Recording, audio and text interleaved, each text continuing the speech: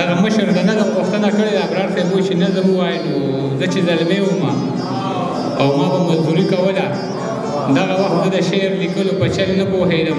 ما به په کلو کې سیکل باندې سکریمان خرڅول چې به د چا د دیوالې سوري ته ودرېدم نو ما به خلکو ته شعرونه صابر صاحب ویل په دغه وجه به زما خلکو ډېر خیال ساتلو چا به اوبه راوړې او چا به راله چای راوړله په ما د دې ژبې د هغه وخت نه ډېر احسان دی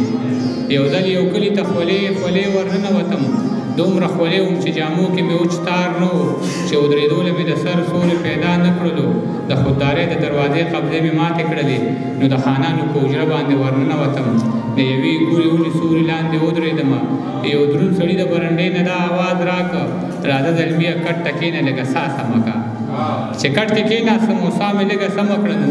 دغه سړی چې د حجرې نه په وتو کې شولو نو د یو ځوان ته اشاره وکړه ورته یې داسې وویل لاړ شه او دلته د روټۍ څه بندوبست وکړه هغه روټۍ راوړه او په کټ کې راسره کښېناسته هغه روټۍ دومره پستې وې لکه نرم مالوچ داسې خوشبو د دې روټۍ نه راخته لکه چې چېرته زما د وړې خور وي په لاسونو پخه د یوې پیغلې جینۍ ویر پکې ښکاره ځلېده ځکه د پاسه پې لامده لامده باڼه پراته وو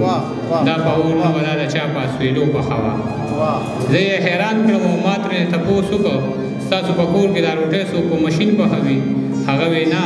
زمونږ په کور کې ورندار ته زما په سره ګرمۍ کې چې د اور څومره کارونه کېږي نو دا به ټول زما د دغې ورندار په لاس وي او بیا چې ژمي شي یخني راشي او کومه راشي بیا چې په کور کې د اوبو څومره کارونه کېږي نو دا به هم زما د دغې ورندار په لاس وي وجود مې وموږنېده بیا مې ترې تپوس وکړ د دې جینۍ د لاسه کوم داسې قصور شوی دی چې موسمونه یې هم ټول د زندګۍ خلاف دي هغه وی دا مې مونږ رور له په سوره کې کړې وجود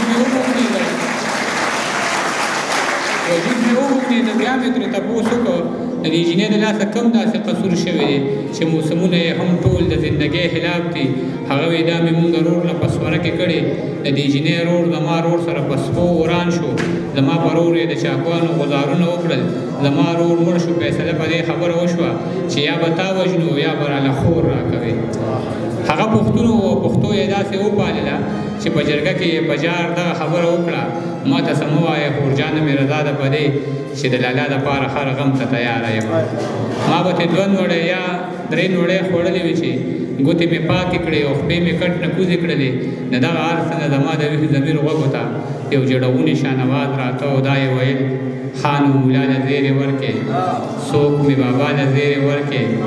د جنګ بلا له زیرې ورکې او زما لالا له زیرې ورکې په سپو مینه زه دې خاورې رې کړم